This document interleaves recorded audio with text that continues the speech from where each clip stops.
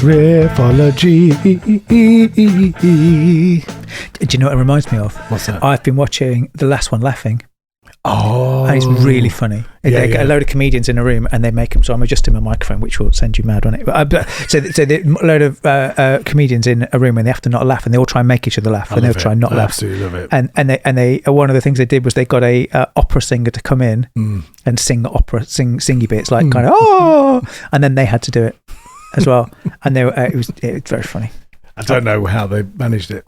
No, mate. We're Riffology. Riffology. Because you just sang the beginning. Yes. And that's what we are. And I'm Neil. Chris. And you're Chris. And we're doing Tres Hombres. Although my eldest tells me it's Tres Hombres. And I was like, dude, I don't care. Yeah. Tres Hombres. I don't know, really. I don't know if they'd be that bothered either, really. How you pronounce it? American, aren't they? Yeah. It's like one of my favourite things ever that someone... Aluminum. Something that somebody said to me was and I might get the politician wrong, but I'm pretty sure it was a British politician called Ted Heath. Yeah. Now Ted Heath was fluent in French. Yeah. But he refused to speak it in a French accent. Right. Wow. So he delivered these French speeches. Bonjour, mes amis. Yeah. Properly flat British accent, and I thought no one could do. Only honestly, la piscine, all of that. Yeah, Tres Hombres, loads of that. I want to confess a little bit about why we did this album. You know, I kind of blurted this out last time we did it. I was like, because there wasn't context. Did you know? So the context behind it is I'm watching a TV show called Landman, right? Which is dead good. I like TV shows about people, really. Or sci-fi, or spaceships, or racing, or anyway. But I really like them about when the kind of people-ish. They were about interesting characters. Yeah. And Landman's like that. He hooked me from the first few minutes of it. Set in Texas, in the oil industry, pumping oil out of the ground and all of that kind of stuff. Oh, I bet I like that because I like There Will Be Blood. I like that film. Yeah, you might like it. You might enjoy this. It's quite interesting. There's lots of it's good. There's lots of like. It's an Apple TV one. I can't remember. No. Might be. Yeah. I'll find it and tell you. It feels like it should be. It does feel like it should be an Apple TV. I don't think it is Apple TV. I can't remember where I got it from. Anyway. Yeah. Billy Bob Thornton's in it. Is he? Who's also in a band. Yes. He's really cool. I saw him in his band. He's very cool. And anyway, there's lots of like diatribes in there where he... it's just too clever. Do you know what I mean? And so the writing is clever, and I like it. Reminded me a little bit, the writing, a little bit of Boston Legal. If anyone's familiar with that, there's that kind of cleverness to it. It's quite cool. Anyway, there's a lovely bit in there. I didn't watch that either. That's very funny. Is it? That's William Shatner. Is it? And his God, this has gone so off piste already. His character name is Denny Crane. Yeah. And he's like a lawyer who used to be amazing, like the best lawyer, the most like just in like undefeatable lawyer, and now he's just a bit mad. Yeah. So like he when asked about how things are going, he just says his name. So he's just like Denny Crane, and then and he's like he's proper like Republican. He's got like his answer to everything is just shoot people. Very funny. But then James Spader is in there, who plays like a super sharp lawyer. That's a good and does these like closing speeches. So each episode follows through some case. Yeah. And you're kind of never sure. The case kind of ebbs and flows, and you're never sure which way it's going to go, if they're going to win or they lose or whatever. And then at the end, normally James Spader will stand up and deliver this like kind of monologue out to people, and it's really clever. And there's lots of that, and there's lots of that in Landman too. Lots of kind of clever kind of monologue-y bits in there. Do you reckon it's the same writers? No, I doubt it. Boston Legal's ancient, isn't it? It's like 20 years ago. Boston Legal. You can't even. I've been trying to find a good copy of Boston Legal, like even a DVD version of it, and I can't find them. Oh, sorry, that's. If you heard that, that's my cat going out the cat flap. Is it actually? I've got a smart cat flap. Because it's just going to go so off piste, isn't it? I've got to get back from Boston Legal back to this album now, and via cats. Cat flaps. Oh God, my brain's going. Was that really a notification about your cat flap? Yeah, it's dead. You are such a nerd. It's so good. I've also completely automated it so that it locks at sunrise and sunset, and I can see when the cats are in or out, and so if they've got to go to the vet, so I can keep them in. And it's honestly, it's so good. Yeah. I feel really powerful because I can press a button, and that cat can't come in or out. Catman. Yeah, Catman. Oh, the cat god. So let me backtrack. So Cat Flaps we've done. Yeah. Boston Legal we've done. Landman. So in Landman, and I got really sucked into it. It's really cool. Set in Texas. It's just cool. It's just like, like we're from a tiny little village in South Derbyshire in England. I always find America like just immense. It's just incredible. It's just huge. Everything I've about been to America. Have you? No. Wow. And every bit, even like the shitty bits of America, I think are just fascinating and incredible. They're all just massive or just so different or so weird. And I don't know. There's just something about it. Anyway, I really like just this TV show. Really hooked me in. Cool characters. Billy Bob Thornton. And it's just interesting. It's cool. There's a bit in there in like episode like 4 or 5 where they have to get from one part of Texas to another. And Texas is enormous. Texas is like, I don't know, it's like bigger than all of Europe. It's just an enormous place, Texas. So they've got to get from one end of Texas to the other end of Texas. And they're in 2 different cars. Yeah. And one of the characters, she gets in this Bentley and then Grange starts. Yeah. And it's like, and then off you go. And you just think, oh, that is... And that set you off on this. That's it, isn't it? That sent you down the hole. That's it. That is, do you know that kind of... And then I thought, I wonder how many times that track has been used like for that kind of, and that's what set me off. That sort of because there was that lawsuit thing, wasn't there, with the writer, John Lee Hooker writer? Because they nicked it totally. They totally. It's not even their song. And what I love about it is didn't he call on record saying, "I didn't say I wrote it"? Gibbons is just like so. Rumors spreading round in that Texas town about the shack outside the game. And you know what I'm talking about. Just let me know if you wanna go to that whole mile on the range. They got a lot of nice girls.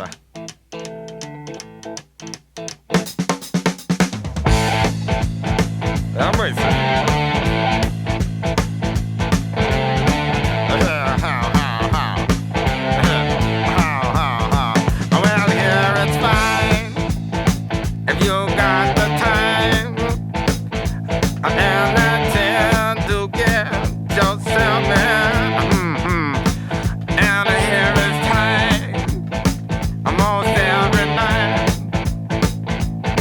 But now I might be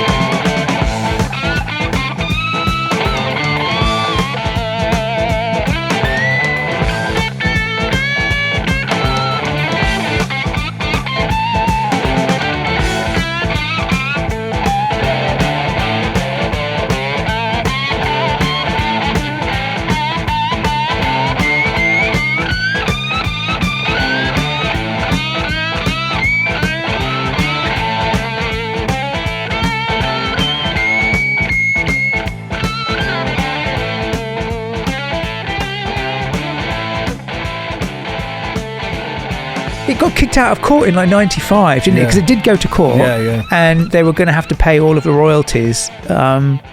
And it got kicked out, and I can't remember why. It got kicked out for like a weird reason, just like it was so old, it was in public domain. Oh, that's right, it's public domain. Yeah. So it's just like So what? There's no case because it's no longer copyright. But it's epic. There's just something about that song. It is that, isn't it? It's like Road Trip, you know. But I think that's the same thing with that. Was I might be wrong, but Moby Play, you know, when he had all those old blues kind of samples. Same thing. Eminem too. There's all of them sampled a bunch of stuff, didn't they? And Eminem sampled Dido, didn't he? Yeah. And there was like, I think Dido was kind of up for it. It was okay, but there was a bunch of clips and samples that they used that were just not. Yeah.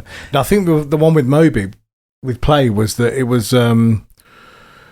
And I don't know if you know if there's a copyright of the recording, but certainly the copyright of the song. Because you got two types of copyright. Yeah. You've got the copyright of the actual composition. That's the writing credits. Yeah, and then you've got the composition of the kind of the recording. Because that's what Taylor Swift did. Taylor Swift sold her recordings, but not the rights to the songs, which meant she could go and re-record them again, which is what she did. Taylor's version. Yeah. So with that, it was out of, so after so many years after, I think it's after the composer's death, so many years after their death, or there's the recording copyright, which is for a certain amount of time in general, which is why you have reissues, of course, and remasters and all that, because they'll pull the others from sale, and then re-release the record. Is that why that's why I get grumpy, because you can't play the originals? I don't like that. So they'll do the reissues, and that kind of puts the copyright of the recording back, if you like, or something like that. No way. Yeah. But if you've still got a copy of the original recording, then like, is that okay? Can you just go and use that? Yeah, probably. But if the songwriter's still alive, you have to pay the songwriter for the use of the song. I think it might be 30 years after songwriter death. Yeah. Because in between the time it goes to their estate, and then after that it goes out, something like that. It might be 50 years. I think it depends where in the world you are as well, actually. Because they'll have different laws in different countries, which in today's age is crazy, you know, with the technology that's available. But yeah, there's a certain amount of time, and then it goes into the public domain, right? Which is where you can then use it, which is what happened with that particular thing, because they didn't use the recording. The recording was probably still in, but it was to do with, perhaps it was a certain amount of time after the songwriter died. Because it was quite old, wasn't it? I can't remember. It's in the blog, the date of it. I wonder if it's in the it's in the table at the end. We'll come to. We'll come to this. It to be sort of 20s or 30s. Yeah. We can come to this at when we do facts. Yeah. I wonder if it's in the.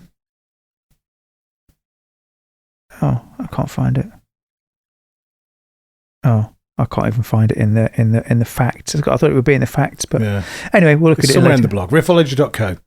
Yeah, look at that. You can do comments now. Yeah, I switched on comments in the blog, so you can do comments. I wrote a comment that wasn't a swear word. I don't know whether it will do swear. I think you're allowed swear word. I don't know. Someone wants to test that. I just don't care. What does it say? Oh yeah, it says. Oh no, I thought this was in it, and it's not. It says musically the song is an unapologetic reworking of John Lee Hooker's Boogie Chillin' with a generous nod to Slim Harpo's Shake Your Hips. Gibbons never pretended otherwise, but I thought I'd put in there the date of the original. It's in there somewhere. I'm 1905. There we go. No, that's the Chicken Ranch. We'll talk about that later. That's a brothel. I didn't know that, but that's that. Yeah. We'll figure this. At some point, there'll be a gap where you go and have a wee or something, and I'll go and figure that. They're quite a mysterious band, I think. I love them. Like, there's a mythos there, isn't there? Do you know they're a band that I just think are just like so straight and like. Do you know what I mean? You can just imagine conversations with the record label going, "Oh, you can do like some hit singles or whatever." Yeah, I just don't know. No, this is what you got. I've done this. Because the other thing about them is that it's, you know, around this time and probably into the sort of shortly after, there were all these bands that were doing stuff that had, you know, loads of session musicians and people playing strings and people playing this and that and the other. Yeah. You know, there was these, and this wasn't, was it? This was just those lads. This was just the three boys, and cracking on. And I think that's interesting, because I thought that about Led Zeppelin. I thought that Led Zeppelin had like a ton of, you know, session players, but it was all the band members, and they were multi-tracking. Like there was, you know, they played, you know, multiple instruments, but in general, it was just the band members doing their thing without loads of session players and extra people. I think they did after this. Yeah. I think they were bringing people in, but there was a lot of uncredited stuff. Like for ZZ Top? Yeah, right. After this point, there was a lot of people doing a lot of things that were just never credited anyway. Really? It's funny, isn't it? Like, and there's a lot of mistakes on the. I'm not saying mistakes. There's a lot of gags on the sleeve notes and stuff where people have got different names and things where they're just doing it for a laugh. I don't think you get away with that. No, so much these days. Because the thing I always remember about ZZ Top was flying V's and big beards. Yeah, they're the two kind of things. Cadillacs and all of that. Yeah. But they weren't here. No beards. No. But at this point, if you had Frank Beard, who didn't have a beard, and then the others didn't have a beard. There's a picture in the blog which I think is really without beards. Sans beard. Yeah, they've got no beards, and they got the beard. So the beard thing was good because to get beards that long, it's going to take a while, isn't it? Yeah, look. I'm going to show you. I'm showing Chris a picture of the. Yeah. And then you had so Frank Beard had a mustache, not a beard. And then Dusty had a beard, but it was like a I don't know how to describe it. Yeah. You know what I mean? Like a smaller beard. Bushy beard. Yeah. Not a long, pointy beard. Yeah. And then Billy Gibbons was completely clean shaven pretty much. So they didn't look like that at this point in time. We started ZZ Top in 1969. We carried on without stop up until the bicentennial year of 76. And at that time, we were looking at an invitation to join the ranks of the Warner Brothers group. And it was the decision by management to take a brief break after literally 7 years of nonstop touring. Right. Maybe a 90-day hiatus would give us a little breathing room, which turned into 120 days. Later, it was 1 year. And we all kind of scattered, keeping in touch only by telephone. Now it's 2 years running, and all the machinations to join the ranks of Warner Brothers were still underway. In the meantime, as I mentioned, the word lazy came in. Now there's one telltale photograph. Our first official release for Warner Brothers contained a photograph on the little sleeve inside the 12-inch long-playing album. Actually, the only evidence of Frank Beard with a beard is hiding inside of that DeGuayo record. He quickly grabbed the razor and went to town, but Dusty and I, what started out as a disguise turned into a trademark. ZZ Top was touring through Europe, and there came a 3-week gap in the break. The stopping point was in Vienna, and the young lady that was representing Warner Brothers at the time was best friends. Her girlfriend was the Austrian consulate to the African country of Cameroon. I stayed in Vienna thinking, well, it's a lot to pick up sticks and go back to the States. So the girl from Warner Brothers said, gee, I'm making a trip with my girlfriend and some of the dignitaries from Vienna to the country of Cameroon. Would you like to go? I said, sure, we'll hop in. And being a good Texan, I had my 10-gallon Stetson on. And on arrival, the chief breezed past the Minister of Foreign Affairs, the Minister of Arts, the Cameroon consulate, walked straight up to me and said, I like the hat. And I got the elbow. Give the chief the hat. And I said, no, wait a minute. We're from Texas, Chief. We do a little horse trading on these matters. Sure enough, he got it. Sent somebody scurrying about next camp. I could get another 10-gallon hat. This I'm not so sure.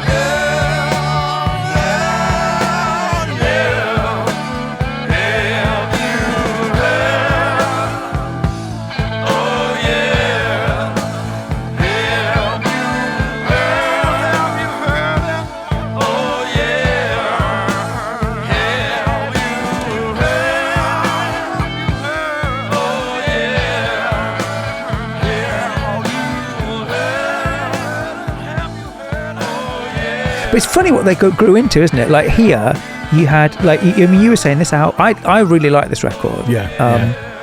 One of the things that I really like about the dynamic range and recording, I think is really cool. So there's a lot of scope. If you when we talk about dynamic range for records, basically it means you need to turn the volume up because it doesn't sound like if you go and it's not slammed with compression. No, if you go and put on, like there's a new Shinedown album 8, it's really cool, brilliant, love it to pieces.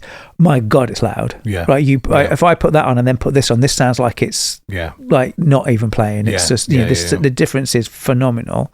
But this one I think is really curious. You put it on, you have to turn the volume up, but you then start to hear these subtle details in the playing that you just don't hear. You're very analog, very, I don't know, it's like very honest recording. And I like the song structure. I like the way that you go from, I don't know, you go from like some pretty fast songs, sort of like Beer Drinkers and Hellraisers is pretty banging, and then Lagrange is pretty banging, but then you've got like is it Hot Blue and Righteous?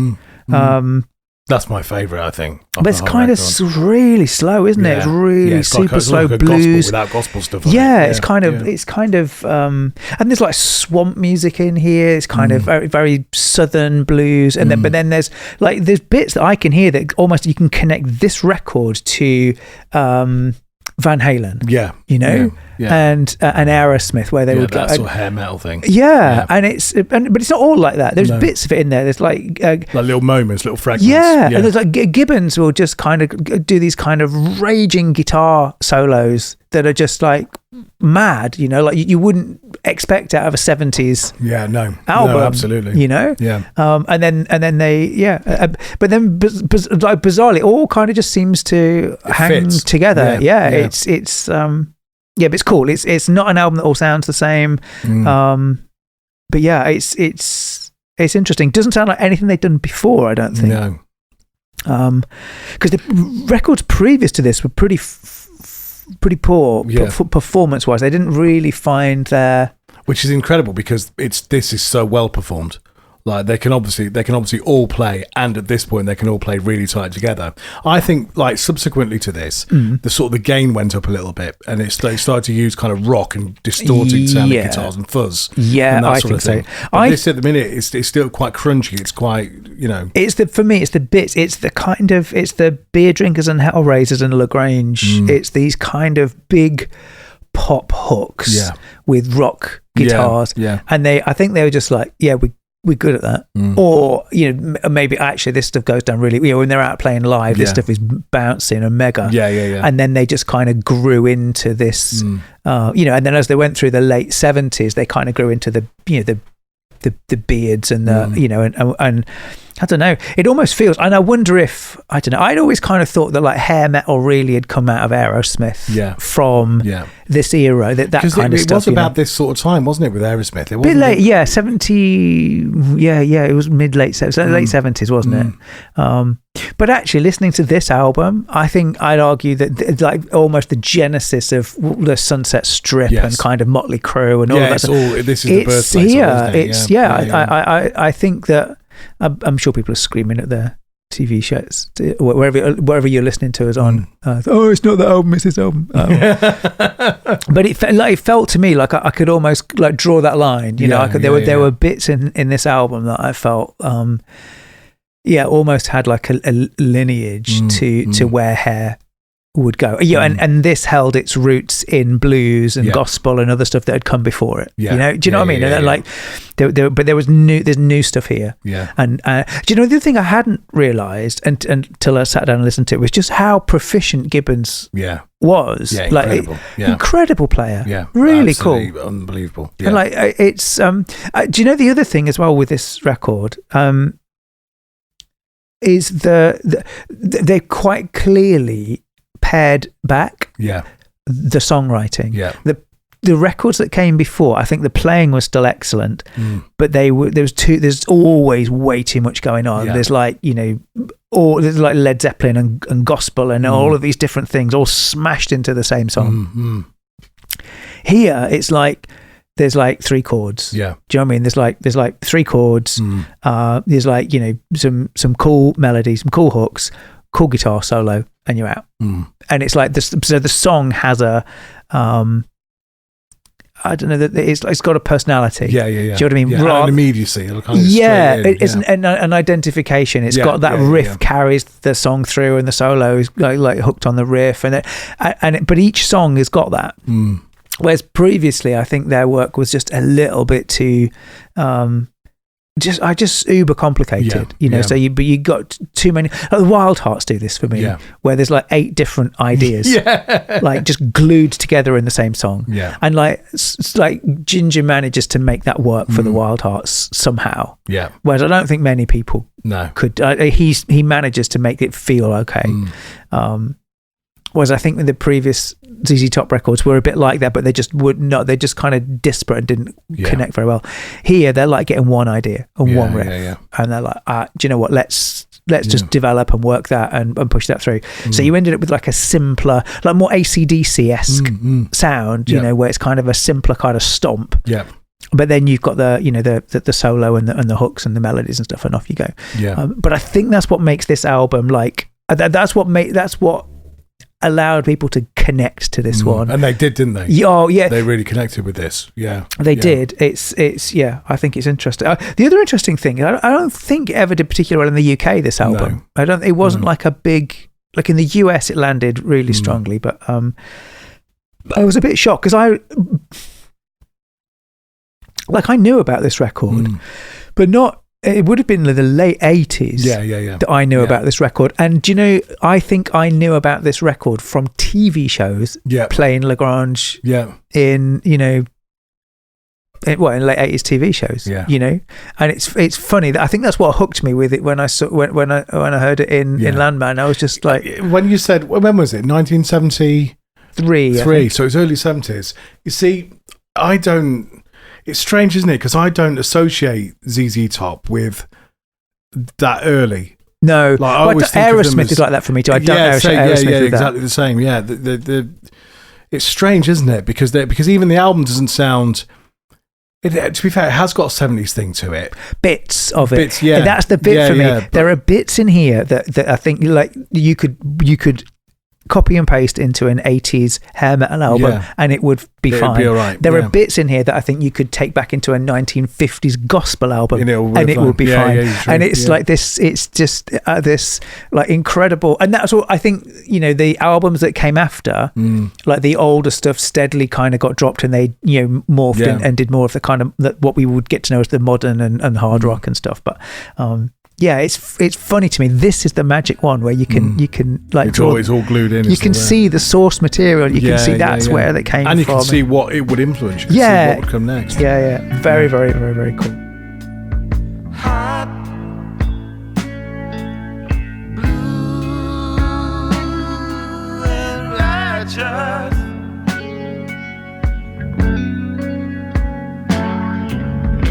An angel hold me aside.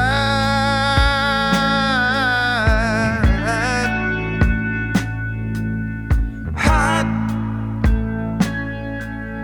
blue, and righteous. Said stick by me, and I'll be your guide.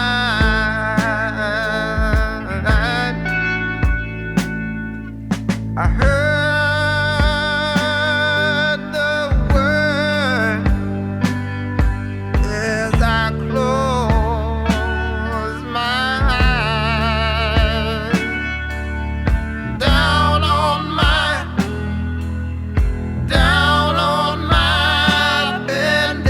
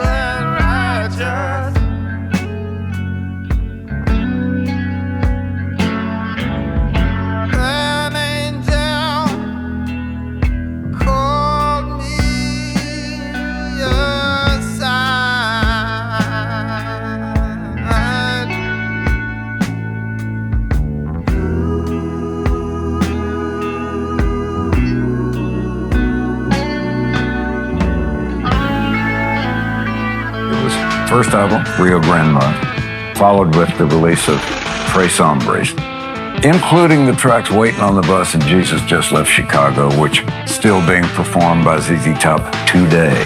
That this particular record, not only is it a favorite of between me, Frank, and Elwood, everybody seems to think that this was one of the standout releases from ZZ Top. In the interviews that you dug up, I just love listening to them talk. They're so like matter of fact and down to earth and just a proper Southern. Straight. Yeah, they're what you'd expect. Like, because I might be wrong, but I don't think they came from Texas. I think they recorded in Texas. Right. Okay. And that kind of became their like de facto home. Yeah. But for me, they're what I'd expect of you people of that age from that area of the world. That's exactly what I would expect them to sound like, and it's like the attitudes are exactly what I'd expect them to have. You know, and I don't know. I just think they're brilliant. That you could, if you were in a room with them, there'd be no pretense, there'd be no judgment from them. They'd just be chilled and well, in my mind, that's what they'd be like. They'd probably be like, "Who are you? What are you doing? What are you doing in here?" Yeah. But it's funny, isn't it? They give off that persona of just being like, this is what we do. This is who we are. In that same vision of my mind, I can imagine Axl Rose calling security. Like, Axl Rose would just be like, "Are you all right?" And then immediately he'd reach for his phone and go, "Security, I need to get rid of this weird dude." Whereas I imagine the ZZ Top guys would just be like, a beer. "Yeah, you all right? Yeah, sure, yeah, cool. What are you doing?" Have some potatoes. That was the one, wasn't it? Who was it you had potatoes with?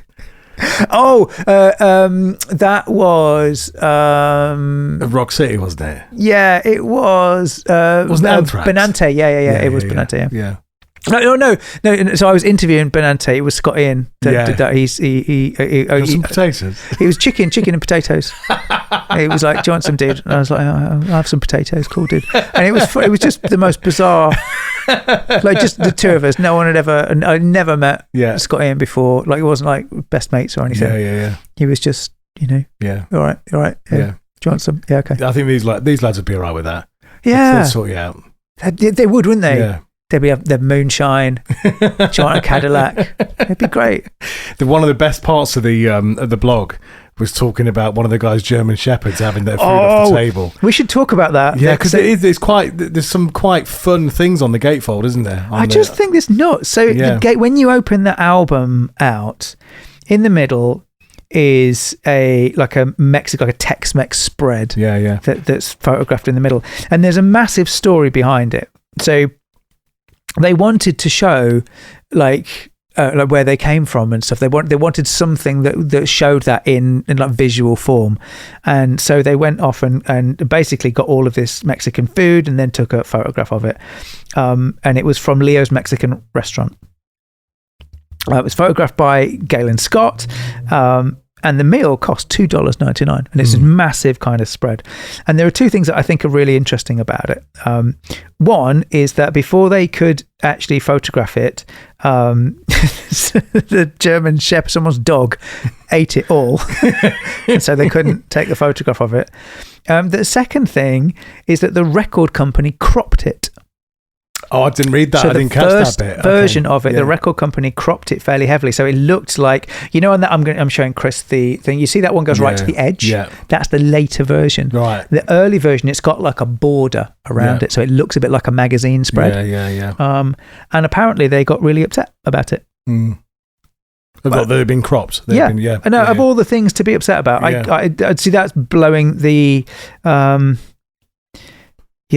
That's kind of blown my mind a little bit that it's that's the thing that upset ZZ Top, that they were angry that the it was cropped, but it was, and then the versions afterwards were not, which is quite cool. So I'm sure if you've got an original version of that which is cropped, I'm sure on Discogs it's worth £7 million like everything else on Discogs. But have you got any vinyl recently? Oh, what have I got recently? I pre-ordered the Shinedown album, which I'm excited about. I've also pre-ordered the Pretty Reckless. That's what I was going to say. There's some interviews and stuff flying around. Bloody love the Pretty Reckless. I think they're brilliant. I've interviewed them, shot them on tour like 3 times now. They're Taylor Momsen is. She got a lot of grief in the press. Yeah, and we're going to go off on a bit of a detour now. Yeah, I think. yeah. But, they got a lot of grief in the press. Just notice you're wearing a Commodore 64 t-shirt. Do you like it? That's amazing. It is, isn't it? Yeah, I like the Commodore 64. Yeah, so I'm repping the Commodore 64 today. Yeah, the press gave her a really hard time. Like going, oh, she's just pretending. She's just like, she's not really into this kind of stuff. She can absolutely wail. She's so good. Her vocals are exceptional. The band that have been put together, there was like a lot of, it's just a bunch of session musicians behind her, and I'm pretty sure it's like the same band that did the first album together. Oh, that's interesting then. So they've gone down this. Oh, it's not authentic, is it? Yeah. And but to see I've interviewed them and shot them on tour, and she blew me away. I wasn't expecting a great deal. I think she was I think they were supporting somebody, and so you're just there, shooting, and they blew me away. Absolutely, I saying. Became an absolute lifelong fan of them. She's epic. They're kind of live. She's got that dusky, like I don't know how to describe her voice. It's like powerful but quite airy at the same time. And they do these things in the live set where they'll do some of those particular tracks where they're kind of tightly mic'd, and it'll be an acoustic guitar or something, and just anyway, dead good. But so I pre-ordered that. I've been mostly buying CDs from my Porsche, because my Porsche's got a CD player, and so I've mostly been getting old CDs. I found a lovely site that's got loads of old CDs for £2. Oh really? So I bought loads. I bought Skid Row. I bought I bought loads of kind of old 80s and 90s. Well, mostly 90s CDs. I sold all mine. Yeah, I'm being careful because I'm already got more CDs than I've got storage space for. Yeah. Because they're £2. Yeah, I'm just like, that's acceptable for me. Yeah, I'm totally down with paying £2 for a whole album. Because it would have been £12 or £13 back in the day. They've nearly all got like HMV. It was £16.99, I remember. But they're like they're like £15 now, £16 for a CD for a compact disc. Yeah, like, just get over yourself. but that's good. Yeah. But I've not got much vinyl really. No, not lately. I've been quite well behaved. I think. Yeah. Been busy. Yeah, I think that's it. I think when you're busy, you drift a bit, don't you? By the way. Yeah, I've not been dicking about as much. I've been, like I said, I've been getting the old compact discs. I've been enjoying. I was really tempted to get a compact disc writer, get a CDR. Yeah. Because my children still don't believe me. You can create. Well, they don't believe me that CDs worked. That was the first thing. They're like, "Well, how does that work?" Yeah. And then they don't believe me that you can create one. Yeah. I used to teach kids that, like how it works. Did you? Yeah, the sort of pits and lands and how it translates it through light. And did you? I always remember that.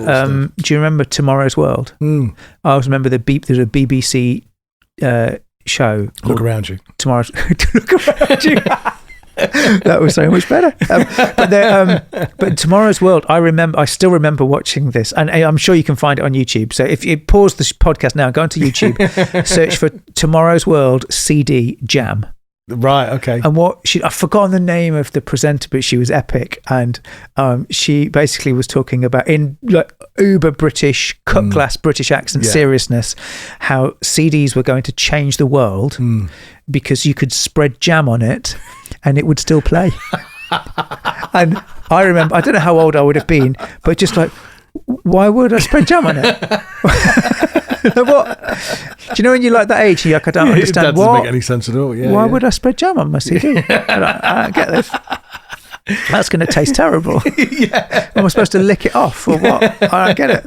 But then they demonstrate it. They like spread jam all over it. Yeah. And then they like wipe it a bit, put it in, and I'm sure the inside of that CD player was like manky and jammy. But there you go. No, I didn't know that. No, Look Around You. I quote Look Around You most days. Funny. No one understands. That's on YouTube, isn't it? Yeah. I like Yeah, when everyone says thanks. Yeah. And I do it every time. I do it and no one understands. It's like they don't get it. I'm a bit like that with I'm going to get all the anything like that. Blackadder, Red Dwarf, Look Around You. Like there was that era of British comedy. I love it. I love all of it. It was a bit mental, wasn't it? Yeah. It was a little bit out there. There's a do you remember there was was it 2021? Oh, it was 2020. It might have been. a British TV show about the Olympic Games, putting the Olympic Games on, and it's very corporate. But it's like making fun of corporate culture a little bit. Yeah. And I use lines from that all the time, and nobody gets it, and like they just look at you like as if that's normal. Yeah. So there's bits in there where like something absolutely bonkers will happen, and it's just like somebody like something crazy, and then the guy is called Ian Fletcher, and he'll go, well, yeah, so that's good then, and then they just move on. And sometimes when you get in the, I'll do that. Oh yeah, so that's good then. Yeah. And everyone looks at you a little bit like, what? Funny good. I like that about comedy. Yeah. Is there what is there now that there isn't anything now? Comedy doesn't exist Last anymore. One Standing is crushing me at the minute. That is killing me. That Last One Laughing. That's great. Yeah, but it's not a comedy show, is it? No, it's that's more more like a bunch panel. of comics. Like I think there was that one that Greg, what's his name, did as well. That tall man. Oh God, Greg Davis. Oh, which one? The one where Taskmaster. Yeah, I like that Taskmaster as well. There's a lad from Derby called Dan Gary. Yeah, and they've done their own version of Taskmaster that they do just in Derby. Yeah, and it's right. It's quite a big thing. Is it? Yeah, they like film it and they do a proper job with it. Big in Derby. Yeah, no, it is honestly. It's just big in Derby. Do you know where that it was your mate Emma that she did a talk with once, and she said I'm big in Derby. Yeah, and Emma's brilliant. She's big everywhere, but I just love the fact you got to like specify. Yeah, you got to specify in case anybody thinks you're getting ahead of yourself. But I like there is good comedy, I think, but it's not the same. It's not like that. Like I loved the episodic sitcom-y type, that kind of thing. I like so the things the IT Crowd was great. Things that have stuck with me over the years. I tell you what, even that's a long time ago now. Yeah. But the one Toast, like that, and then the oh God, what's his name? Matt Berry. Like anything that he's done's great. Yeah. The one that stuck with me a long time, I still go back to his Peep Show. Yeah. That one I really, really like. Yeah, so but still, I mean, they're probably 15 years old now, aren't they? Oh God, yeah. And then it was the Vic and Bob, and again, that comedy absolutely killed me as well. That was really good. Yeah, we even now Shakamoto. Yeah. Just absolutely, yeah. It's just great. It was different era. You can get away. You could get away with a lot of things then that you just can't do anymore. But even The Office, though, that's a long time ago now. But at the time, that was really great. They've pulled, and I say they've pulled it, but there's a bunch of episodes of The Office that can't be shown. Really? Yeah, because people get offended. There was this big discussion about Faulty Towers offending people and people not allowed to watch it. And you just it's like, I don't know. Like I have a real problem with this stuff. Really, like on one hand, I think no one should be offended, right? Like you should be able to go about your life without like somebody abusing you and offending you, right? But if somebody is not trying to offend you, what I mean? There's like the intent behind it isn't malicious, right? It's it's like, especially with some of the comedy back in the 80s and 90s. It was ignorance. It was lack of awareness and education, and all. Loads of those comics are on record saying, Jimmy Carr is on record saying the thing that will get me cancelled. I said 15 years ago. I can't undo that now. Yeah. So I just go about my day, and I'm more educated and more aware now. But that doesn't matter. Yeah. Like the thing I said 15 years ago, that's what's going to get me cancelled in the future. And I think it's I don't know. I think it's interesting because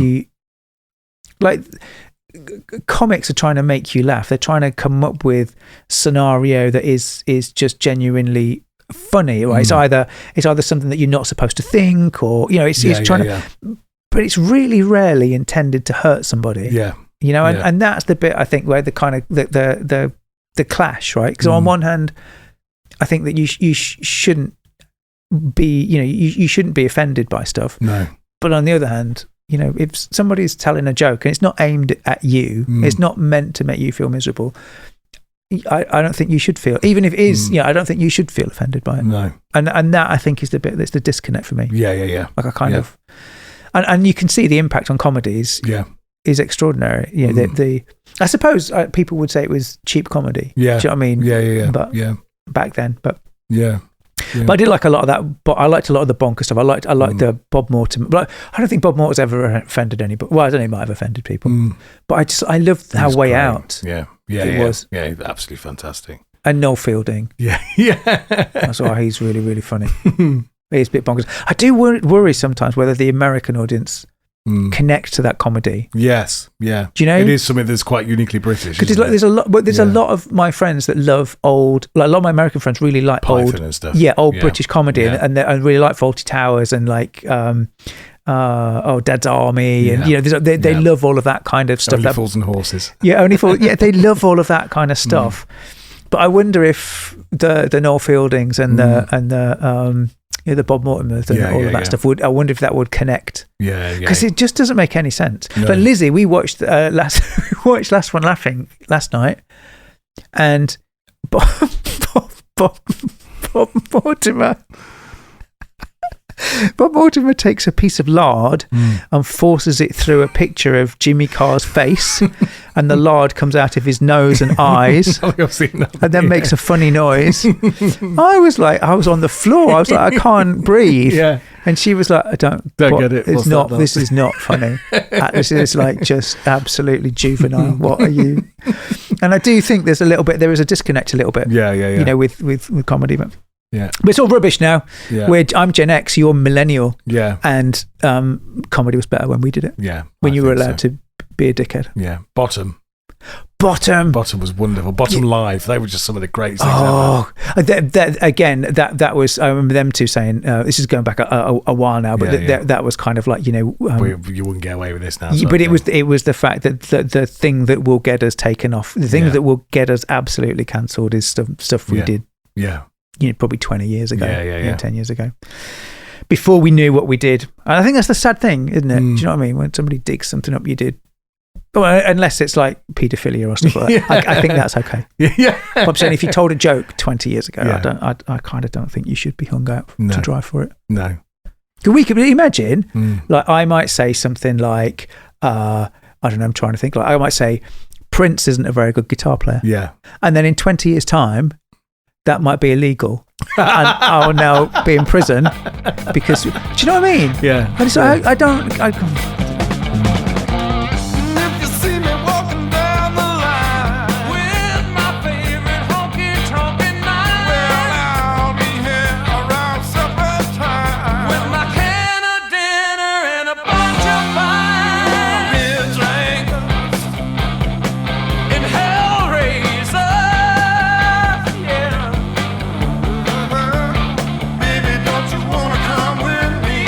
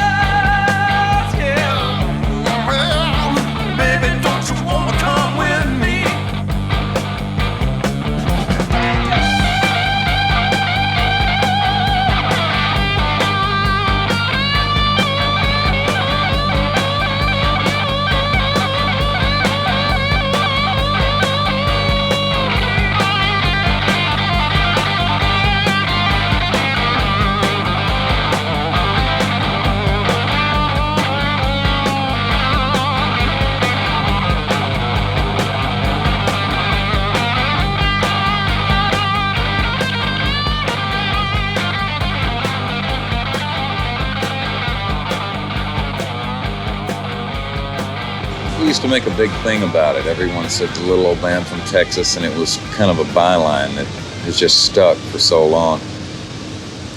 I think that of recent times we've become more of an American band than peculiar to Texan, even though we still got the big sound from the big country. So what we are, we really didn't have a choice about it. You know, we were born in Texas and proud of it. And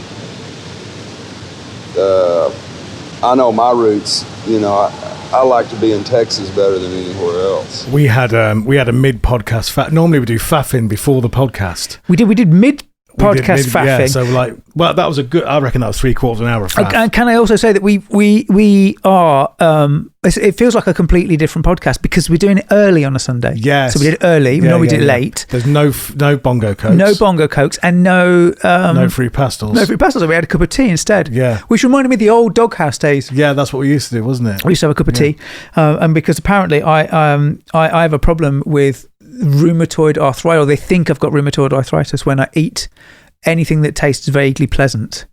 I get pain in my joints and stuff, and they've been giving me exercises for forever about I remember I told you before, like that you have to put your arms out and do this twiddling right around, and you have to kind of wobble your arms.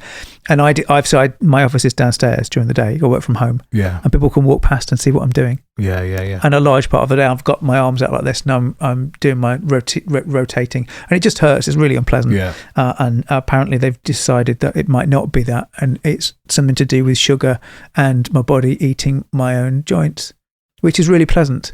Mate, if there's something you don't want, it's bad. That's what you don't want. But the bad, I'm okay with that. I'm like, all right. Yeah. But then they're like, so you can't eat sugar anymore. I was like, well, does that include fruit pastels? Apparently, it does. That's going to be problematic to the future of our podcast. That's rubbish. Quite that's just the only reason I come. Well, that's 4 months of in jokes that we can't do that. What I'm thinking is this. What are we going to do? Well, I've got a plan.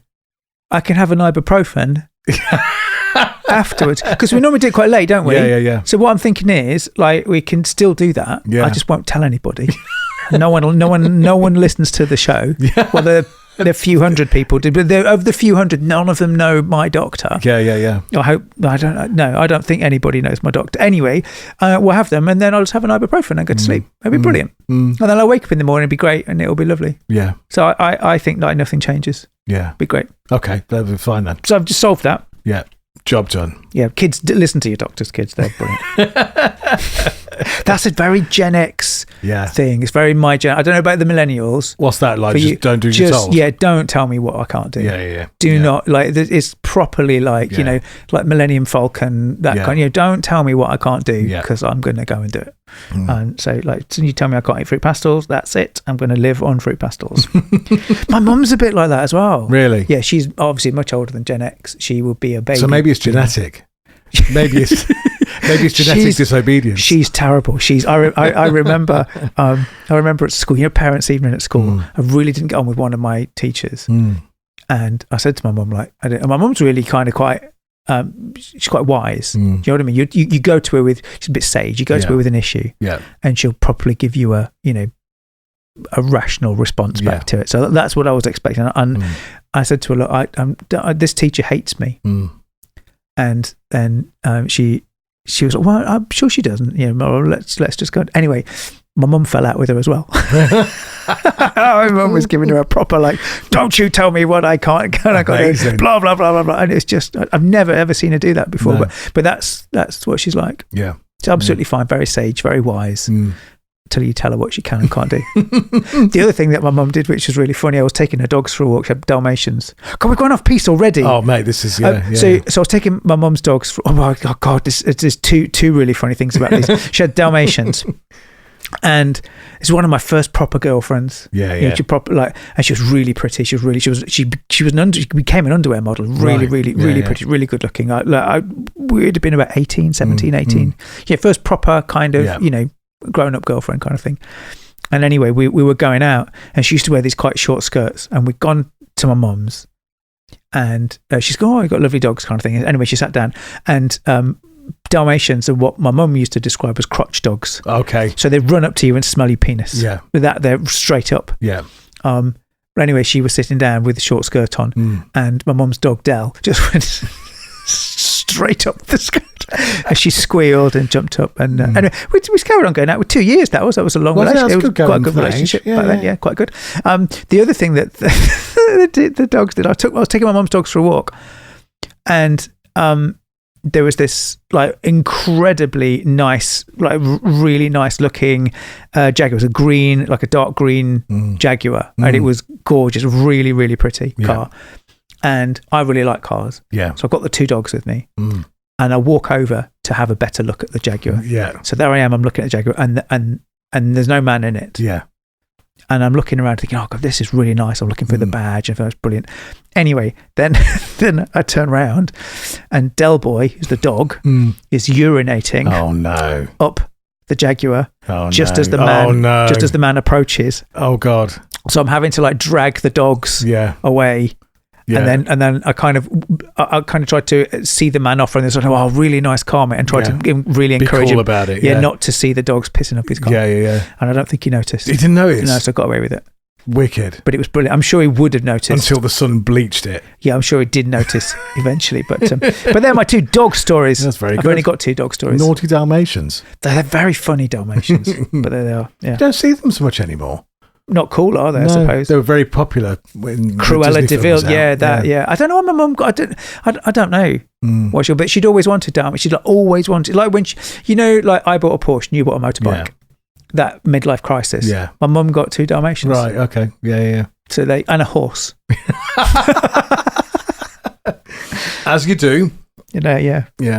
But there you go. I was speaking to my friend the other week, and she'd gone down the horse route. Has she? Midlife crisis. Same sort of thing. It's just like it's like your motorbike, and you know that was a properly After the convertible. Yeah. Are you out? Have you come out of the other end of that yet? Are you still in it? No. I don't think I ever will now. I'm the same now. That's it. I'm just I've just settled into it. I think the next one's a faster motorbike. I think is the next one. My neighbour has got, I might get it wrong, I think it's a CBR 600 sound. And my other neighbour's got a Kawasaki I want to say it's a ZX9R, but it sounds like phenomenal. It doesn't sound like it sounds like a it's like a race car. You know that kind of quick, like the Porsche engine. It's like kind of it goes zin, zin, zin. It's really fast, revs really quick. It's like that. It's a proper super revy bike engine, and it sounds lovely. See, I like the V-twin. I like the torquey. Oh, the kind of the kind of. I thought you'd have had like a like the kind of laid back, the cruiser. Yeah. Like, I kind of look like a Harley. I change my mind every day though. So one day I want one of them, and then one day I want one that I'm like, like a. I was like that with Porsches forever. Really? So like, I think from when I was about 5, that I kind of just knew that's what. Yeah. That's what I want. Oh no, I definitely know which one I want. Yeah. I don't think you can get them anymore though. In the same way that there's a Honda Blackbird is the bike that I always wanted. Oh really? Yeah, that's the one I always wanted. Yeah. Well, like so for me, I knew exactly which. For me, it was always the 930 Turbo. Yeah. That was the car. It was called the Widowmaker, and it was always the one I loved. And I just loved the shape of it. It was like I didn't care if it didn't move. You know what I mean? I just like adored the shape of it. Those cars got quite cheap. The air-cooled Porsches got to a point where you could almost give them away. Really? Yeah, they were in the like, I think late 2000s. When my friend bought one, and there was like 18,000, 20,000 quid. They were like for a super high spec Porsche, they were giving them away. Those cars now are £150,000. Wow. And and you're like, I should have I've like lusted over these things for forever. And then now you just can't afford them. Yeah. So buy them, kids. That's what I say. Do you know Warren Buffett's advice? I always think Warren Buffett's advice is really good. Like when he always it's meant for investing, and he said if everyone else is like dead confident in something, you should be like the opposite of that. You should be a little bit cautious. And if everyone's being cautious and selling stock, that's the time to buy. And I think the same is true of midlife crisis cars. Just buy them all. Just get them all. I do. I look. It's not the same now. No. Do you know what I mean? Bikes and cars from the 90s, and they were so much better than they are now. Yeah. It's all electric, and I like electric cars, but they're not. No. Like I like them because they're quiet and easy and they don't break. Yeah. They've got no connection to them. They're not exciting. Like the albums of this generation. I adore. Like I go back and listen to them and they mean something to you. Like, you know what I mean? There's memories attached to them, and they just mean something. And they're mega. Yeah. And the cars did as well. Yeah. But like modern cars, I'm sure they're better. Yeah. But I just... Yeah, no, I think everything I go back to is that late 90s, early 2000s. Like every vehicle that I ever lust over is that era. Yeah, it's all just better. Saab 9000s. Oh, God, yeah.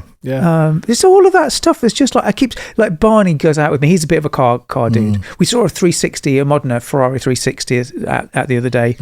And they just look perfect. Do you know what I mean? The Porsches of that era, and that's when Lamborghini were mega. Yeah. This is a music podcast, isn't it? Shit, sorry.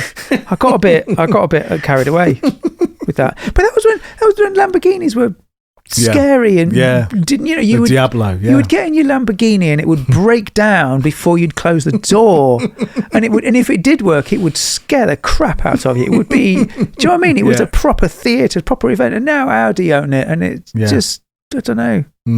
It's just like getting into a A5 or so. It's just ugh. Stop making everything boring and rubbish. I'm a grumpy old man. You've done it, mate. You've cracked it. You've nailed that role. Should we do facts? Let's do facts. I'm going to do, this is a long blog, so but I'm going to do my best. Album Tres Hombres, as we've realised, is French. I think 3 men. Yeah. Which is good. Released 26th July 1973. I was born in the summer of 1974. It's not French. Is it not? I thought Tres was 3 in French. I thought it was Spanish. Spanish. Unos, dos, tres. It's Spanish. What's French for 3 then? Trois. That's stupid, isn't it? Spanish. See, cars, music, and languages. We'll cut that. We'll cut that in the edit. We'll totally clear that in the edit. It'll be great. Released on London Records label, although was recorded in Texas and had got nothing to do with London whatsoever. Produced by Bill Ham. Yeah. Now, the production, I was looking at the dynamic range of this album. I'm going to show you a thing. Well, this is not going to translate particularly well, but one of the apps, what I write and look after, is called Audio Forge. It's got a dynamic range on the Audio Forge. So you can go in here, look, and I can go tools and dynamic range report. Fantastic podcast material. It's great, isn't it? Very visual, comes across. Yeah. So it's now doing the scan, and it will tell me the dynamic range. This is a dynamic range report for What's the Story Morning Glory, and it's got a dynamic range of 8. Yeah. I didn't know Audio Forge had this functionality. Your version might not. Oh, it's a new version. Yeah, this is. Have you got a special new version? I don't know. Yeah, probably. Or have you built it, not released it? Yeah, I've not quite. Did you say, because you said earlier, it needs some updates. Got some updates for. I've got tons of updates for this. Right. So if I go and do this one, look. So if I go and do a dynamic range report for Tres Hombres, it's 12.7. Wow. So the higher the number, yeah, the wider the difference between loud and quiet. Exactly, yeah. And that was for a mid-90s Oasis album versus the mid-70s album. If you go and do... So that's 8. I've seen modern metal releases down as low as 5 and 6. Wow. They're just blocked. There is no dynamic range to them. They sound like massively punchy and huge, but there's no dynamic. There's it's bizarre. For me, they sound actually, I think it kind of works for some metal, but they sound really one-dimensional. Yeah. Whereas this album, for me, is an album that you can turn up loud and it kind of almost like sucks you in to the universe that they were in. For me, I kind of feel like I'm being sucked into the studio, and it kind of makes me feel a little bit part of it. But anyway, thought I'd, because obviously that's good podcasting material, which is great. Audio Forge you can get on iOS, can't you? It's Mac OS, only Mac OS, sorry. Yeah, I do. So I'm obviously my day job is spent working. I'm working on Apple software mostly. That's what I do. So we needed that for the show. Yeah. So and we were using, I don't know if you remember, we were using an app in the App Store, and the developer suddenly started charging a subscription. I'm totally cool with paying like 5 or 6 or 10 quid for an app from the store if we're going to use it. I think it's brilliant, and I love supporting developers. I don't like subscriptions. I don't think you should charge me like and they wanted like $2 a month or something like that to pay. Yeah. And I was like, just get lost. I've already paid you for the app, and now you've switched to a subscription model, and they removed the old version, and it made me grumpy. Yeah, so over. I wrote that. The Rage app development. That's how I do. Yeah, just I'm an absolute child. So when's that coming out then? The new Audio Forge? I don't know when it's already in the store now. Yeah, but the new version with the new dynamic. It's got buttons. the version in the store's got dynamic range report, but and it's got CD ripping. Yeah, it's got there's a bunch of stuff in there. Really, the new version that I've got, which isn't this version that I'm showing you here. This is the old version. It's got what is the spectrograph analysis. So this would be dead good for you. Again, this is really good and on point for facts for Tres Hombres. So let's say you've just mastered something. Yeah. You could drag that into Audio Forge, get it to run a spectrograph, and it would show you where the frequency responses were. Yeah. Which tells you whether it's really good if you've got high res music. You can see where the frequencies are, and it's really cool. Anyway, I'll so you get balanced. Yeah. I will send you a copy. It's quite good. The one functionality that's missing on most things that I used to use that I can't use anymore. Yeah. There's one called Wavelab. Yeah. I don't know if you remember Wavelab. I can't remember. But that had you could create like an album. Yeah. And you could drag your waves in. Yeah. And it would be like you would kind of put your fades in and all that. Yeah. And then you'd export it as like an overall project at the end. Yeah. And there doesn't seem to be anything that does that anymore. All right. You've got your multi-track stuff. You've got your and I think doesn't Audacity do that? No, not like that did. I mean, it was amazing. It was. I'm sure it was Sony. Yeah. Or was it Steinberg and bought by Sony or something like that? One of those sort of things happened. Oh, well, I'm raging. I'm going to write that for you when I go to sleep. This album has 10 tracks and it's 33 minutes long. I mean, that's your perfect album, isn't it? I think that's why I gel with this one a lot. It's like they're tracks, they're songs, and I think this one, each song's got its own identity. I know where I am in the album. I know whether I know where I am from each riff and the melodies. I like this kind of thing. It's quite cool. Peaked at number 8 on the Billboard 200 in 1974. UK albums chart didn't peak on the first release, but it was released multiple times. This, which I think is interesting. It was certified gold in the US. It's certified gold in Canada as well. Key singles, Grange, which is about. We'll come on to this. It's about. I reckon that's French. It's about a chicken farm that was a ladies' establishment. Is it? Yeah. Is that what it's about? Yeah. There's other stories about that too. And then Beer Drinkers and Hellraisers. Beer Drinkers and Hellraisers. And it's not in my notes. I seem to remember that this was a Motorhead. I think Motorhead did an covered it. Yeah, it's in your notes. They did an EP somewhere of it. I think, which I think is really, really cool. Definitely on the blog. Stuff that was around the same time, which I think is interesting for concept here. So the Allman Brothers had just released Brothers and Sisters. Lynyrd Skynyrd had just released, or they were just about to release Leonard Skynyrd, pronounced Leonard Skynyrd. The Eagles were 6 months on from Desperado. Pink Floyd's Dark Side of the Moon. It's all great sounding music. All those albums, they all sound like they all stand up, don't they? If you listen to all of those albums now and all those artists, it doesn't. It's aged really well. It has. Stones did Goat's Head Soup, and Stevie Wonder did Inner Visions. I think it's really interesting. The way this stacks up is this kind of merge of lots of influences, and then some genuinely new stuff that would come out. So I think that's really interesting. This is also. We talked about this a little bit. This is the band only. There's no other players in here. So it's Billy Gibbons on lead vocals and guitar, Dusty Hill on bass and vocals, and then Frank Beard, who doesn't have a beard, on drums and percussion. Did you know on the original sleeve of this album, Frank Beard is called Rude Beard? Well, yeah, what's the gag for that? Because he doesn't have a beard, apparently. So anyway, that's what it is. Produced by Bill Ham. There's an interesting story here where the other people say that they were present, but actually were not present, or were present but didn't have anything to do with it. If that makes sense. Which I think it's I think it's interesting. Later records, ZZ Top would get in all kinds of weird trouble for not crediting players on the album. So this one is just the three of them. There's nobody else playing. Yeah. And lots of the albums that came after, there would be session musicians and other people playing, but not credited. And they didn't necessarily credit them as well as they should do, and would later go on to credit them or not. Saying that though, I mean that's quite a normal thing. I know people that have played on albums and haven't been credited on things. Yeah, well, I think which isn't. I don't think it's nice, but it's it's one of those things. I think it is. It's weird, isn't it? Yeah. I think if it's I don't know.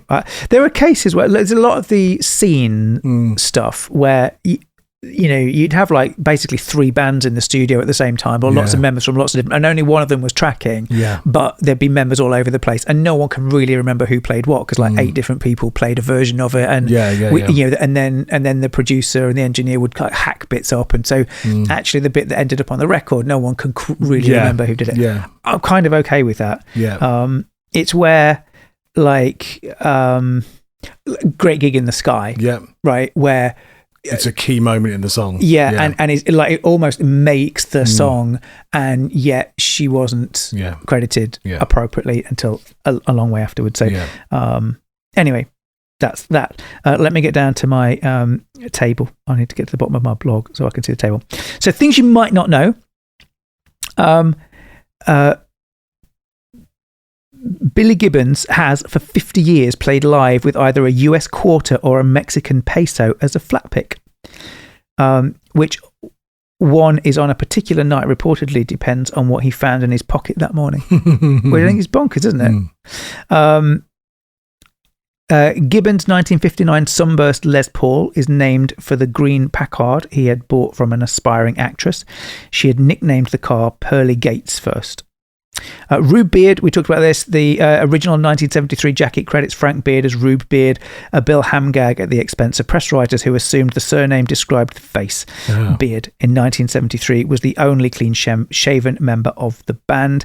The Fayette County brothel, celebrated in La Grange, was closed by a Houston television expose in August 1973, weeks after the album reached record shops.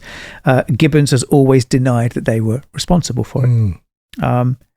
During a break in the gatefold photograph shoot, which we talked about, Galen Scott's German Shepherd jumped onto the table and ate the entire Tex-Mex spread. They had to order a second Tex-Mex spread from Leo's. The going rate for the platter in the gatefold was reportedly $2.99 in 1973. Got a lot for your money back then. Yeah.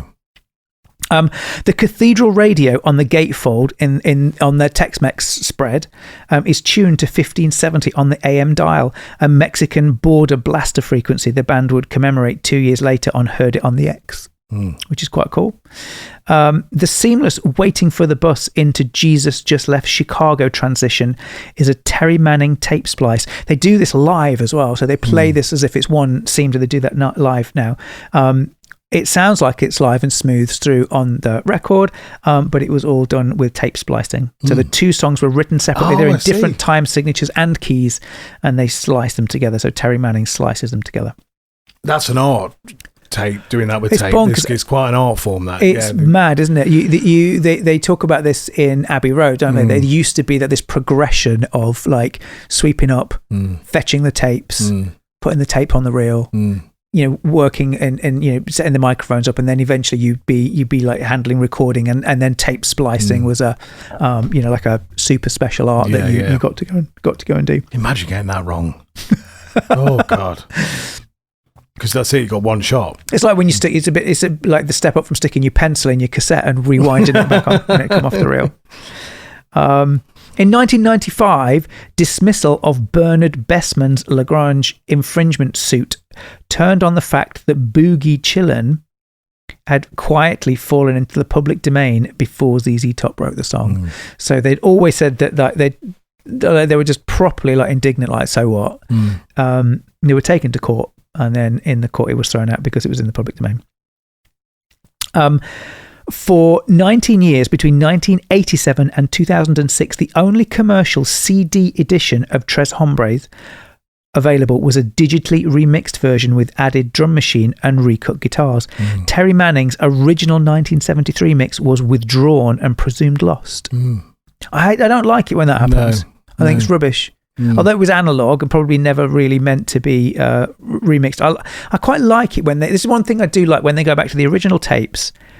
Don't dick about with them. They just run them back through the scanning tools and kind of, suck off as much detail as they can get from the tape, and then put that in a digital master somewhere that you can take and reuse or cut it to because one thing you do get with tape is degradation. Over time, so you're almost capturing the pure sound. Yeah, it needs to come off there and get archived somewhere. In whatever way. Yeah. Despite the band's later popularity, because ZZ Top got really big here. When I was at school, ZZ Top were big. I remember, kids with ZZ Top T-shirts and stuff. For this album, it didn't chart, which I don't know. I did not know that, and I think it just feels weird to me. It's like someone saying that, no one in the UK likes Metallica. It's like it doesn't make sense. I had so many friends that were into ZZ Top when I was. It's interesting, isn't it? Because ZZ Top is the only time where British people will pronounce the letter ZZ. ZZ Top. ZZ Top. That's what we should call it. Yeah. I can't believe I've been saying Z. I feel a bit. But it is, though, isn't it? We say everyone says ZZ Top. That's quite normal. But you never ever say XYZ. Like when you my children say Z. I have to beat them. Is that the YouTube thing though? Is that because they watch you on YouTube? Because they learn English. I was talking to my friend. She's a languages. She does language translations and stuff. And she is like absolutely convinced that all dialects of English will die out completely, and all you will have left is US English. Oh, no. And it's because of YouTube. Yeah. Because the kids, like the current generation of kids who've got an attention span of a gnat, just are being brought up on American English. Yeah. So because of that, it's, they can't, they think Z is normal. Yeah, but that invasion has been going on since 1973 when it was ZZ Top, you see. Do you think it's ZZ Top's fault? Yeah, I think so. Yeah. Blame ZZ Top. ZZ Tops, ZZ Tops. Every time now, that's it. I'm going to have. Do you know things? I work for an American company, and there are so many words that I have to write in American or speak in American, and so they understand it. My brain totally misfires sometimes. I don't know the English in America. I'm so used to saying that. Yeah. And I'm English. Yeah. I'm British. Yeah. So that must be the English way of saying it. Yeah. And then Liz's mom, she is an English too. She was a head of English, and she corrects me quite often. Yeah. In a brutal, way. And honestly, I feel like I'm having like a mini stroke sometimes when you my brain's kind of going, which is the right way of saying this? Or it's like enroll. Is enroll got one L or two L's? In America, it's got two L's, and in British English, it's got one L. And oh god, my brain is just like, I can't. Honestly. It's rubbish.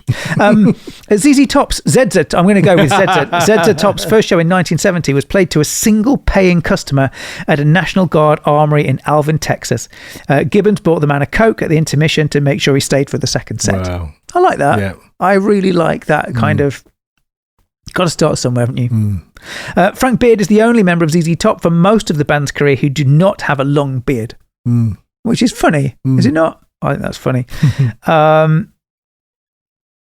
Tres Hombres cover designer Bill Narum, a Houston commercial artist who shaped the band's visual identity from the first album cover onward, died in 2009 with relatively no national obituary coverage. Oh, wow. You don't think it's sad? Yeah, it was such a legendary thing. Yeah. And that's all the facts. Yeah. I just think this is just a cool album. They're a cool band, and it's a cool album. And I think this was a really interesting point. This was a point in musical history where, you'd come out of the hippie 60s, and it was kind of okay to experiment and do, I don't know, kind of harder music. Do you know what I mean? Harder music for me was like, this is where hard rock and metal was taking shape in the early 70s. It's the kind of stuff that underpinned everything that would come in the 80s, and thrash and death and all of that kind of harder music that would come through. It began here. Yeah. I think so. And hair metal particularly, I think, began through here. And you had your Aerosmiths and your Van Halens and stuff, and all this stuff was kind of just starting to bubble through. And Aerosmith kind of crossed through it, didn't they? They did, yeah. It was funny. They got a massive backlash. You know, when we covered, which one did we cover? Was it Toys in the Attic? Yeah. There's a huge backlash against Aerosmith, against the early fans that loved them in the kind of the mid 70s era, and then that kind of hard rock stuff that they grew into. Yeah. I think it's really. I've never seen this from the ZZ Top community, which I'm committed to saying ZZ now. But like, they changed. The first few albums were radically different to even this record, and then where they would go off to. But they don't seem to get any backlash. The fans just kind of go with this, go with the story, go with the journey. Yeah, I wonder if that's just because they're uber cool. Yeah, it might be. Yeah, I think if you're cool, you can do what you want. You can't criticise ZZ Top. No. Right, what we're doing, we're going to go Zed's dead, baby. Zed's dead. We're going to play, what we're doing now, should we do a song and then talk about next week, or should we just go straight to talk about next week? So I got one of the people I work with, a guy called Mike Adams, he was a CVP in my organisation, and he's always been epic, and he's always looked after me, and he was part of the reason I ended up in the engineering team that I'm in at the moment. And he has been moved out of our org to go and find something else to do, and he listens to the show. It's a big fan. So if you listen to this bit, Mike, we would like to do Ride the Lightning for you, because I know that you like, it's his favourite album, and I think it's probably my favourite album. I think there's this long standing, we know my long standing thing, but I think Master of Puppets is better. I think Ride the Lightning is, the more I listen to the two, the influence of Cliff Burton on Ride the Lightning, and some of the music theory that he brought to that, which I was blissfully ignorant to until someone points it out to you, and you suddenly think, oh my God, there's got something going on. I don't know. I think Ride the Lightning might be the pinnacle of metal records ever been done. It's such an exquisite record to go back and to consider how old it is, 1984. Oh, just, I mean, honestly, just such an extraordinary record. So we'd like to do that next. We've not done a big banger for a while. No, we're due one, aren't we? Yeah. Let's do that then. Let's do it. Do it. So we're going to do Ride the Lightning next. I've got so many copies of Ride the Lightning. It's like, it feels like just whenever I see them on Discogs and it's not expensive, I just buy it. We've got like 4 copies of it, I think. And should we play a record and then get lost? Yeah, should we say we have got to apologise at the end of the record though, because that's should we play the record and then apologise? Yeah, let's do that. Let's do that.